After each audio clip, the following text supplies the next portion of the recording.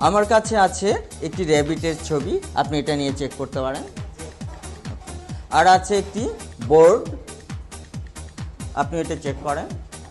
আর দেখতেই পাচ্ছেন আমার কাছে আছে একটি এমটি বক্স, আর আছে একটি শর্ট,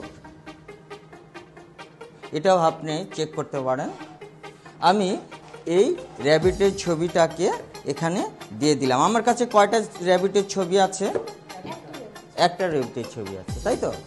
আচ্ছা, আমরা এখন ম্যাজিকের মাধ্যমে এই একটা ছবিকে 4টা ছবিতে পরিণত করব। তাহলে কেমন হবে? অনেক মজা হবে নিশ্চয়ই। তাহলে একটু ম্যাজিক পাওয়ার।